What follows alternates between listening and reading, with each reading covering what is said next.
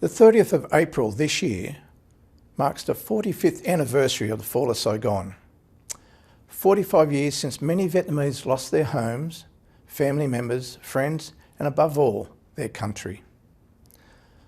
Although we can't gather together this year because of the coronavirus, we still remember the loss of Vietnam's freedom. We remember the soldiers who fought and died in the defence of their country. We also remember the thousands of people who lost their lives in the various jungles or at sea while fleeing tyranny in search of freedom. Their sacrifice is an indelible reminder that freedom is precious and it is never free. The fall of Saigon also marks 45 years since many Vietnamese refugees began settling here and making Australia their home. It has been my great privilege to witness the extraordinary contribution the Vietnamese community have made in our nation. Your generosity and compassion for others, your strong work ethic and profound belief in education clearly underpins the extraordinary role that Vietnamese Australians have played in shaping the modern face of Australia.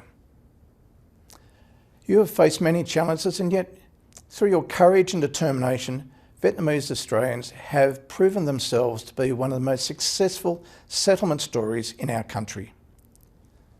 As a nation, we need to show the same determination when we confront the challenges presented by the pandemic.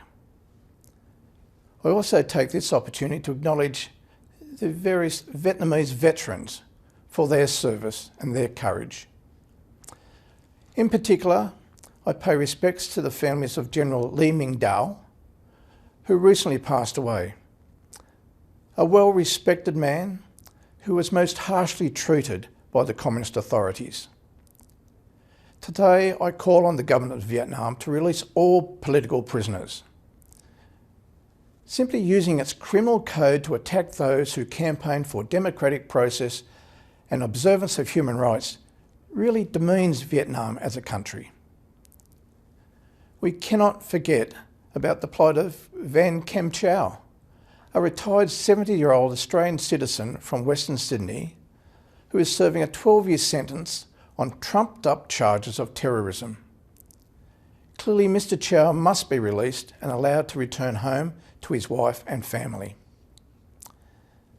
Even in the midst of this pandemic, we cannot gloss over the ongoing human rights violations in Vietnam. We cannot be silent in the face of injustice.